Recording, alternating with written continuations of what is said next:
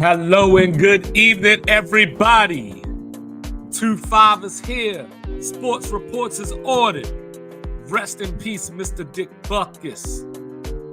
So, tonight, we got some previews for you. I'm going to start us off with Nebraska at Illinois, get into Kansas State at Oklahoma State. So, let's do this. So, Nebraska and Illinois both come into this game 2-3, 0-2 in conference.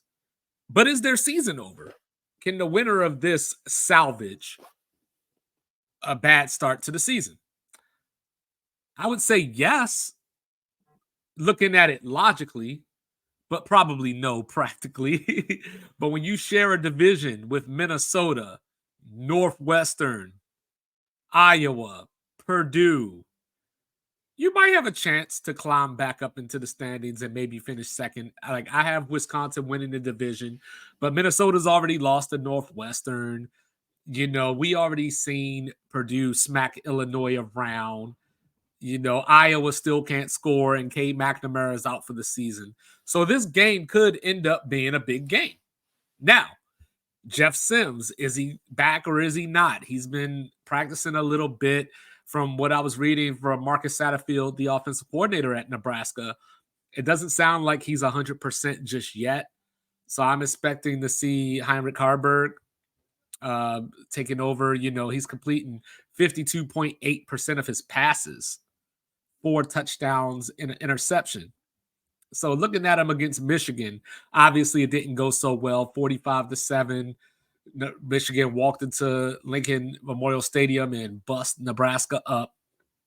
He went 14-25 for 199, which obviously isn't going to wow you. They lost the game. But considering that it's only his second or third start and he's playing against Michigan's defense, I think there was some highlights that, you know, positivity that Nebraska can take from that game. Now, Illinois, on the other hand, you know, coming off of that 44-19 slaughter at the hands of the Boilermakers. You know, Reggie Love III, is he going to play? Ankle injury sounds like, you know, he's Illinois' leading rusher, came into the season to replace Chase Brown. But if he can't play, Caden Fagan, make sure you remember that name, Caden Fagan, 4-star freshman. So far on the season, 19 rushes for 133 yards. And for those of you that don't want to do the math, that's 7 yards per carry. So Brett Bielema has made it a point this week, I believe, to emphasize the run.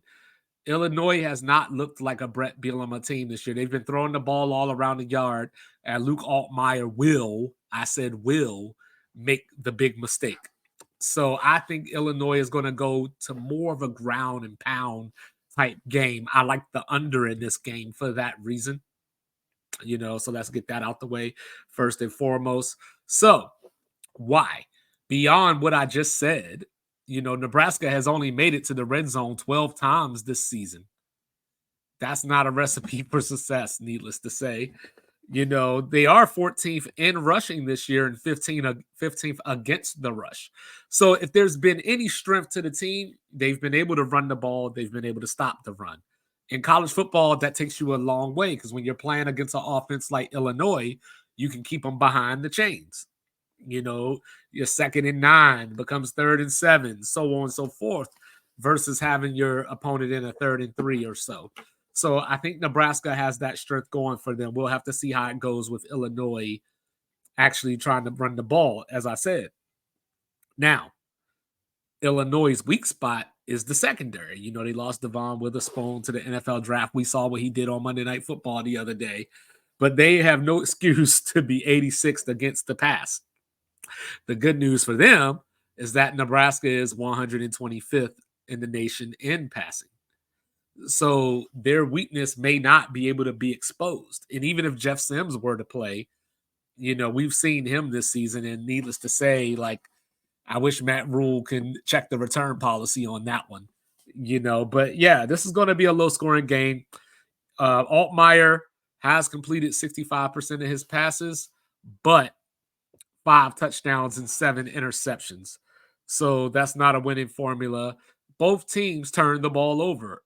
Illinois on the season -6, Nebraska -3. So who's going to be able to hold on to the football? So the thought is, if Illinois decides to run the ball more, that's going to keep the ball out of harm's way. Nebraska, on the other hand, can they hold on to the ball? So who can force the turnovers? Now, that being said, what do I think about this game? I think both teams are going to milk the clock. I think this is going to be one of the games that shows us how the new rules work as far as the clock not stopping anymore on first downs automatically until the last 2 minutes of a half. So I think there's going to be minimum possessions in this game unless there's turnovers, but I think each team is good for a turnover going off of their turnover margin. But I'm going with the home team, the Illini, 20-13. It might even be lower than that, but that's my guess. Let me know what you think.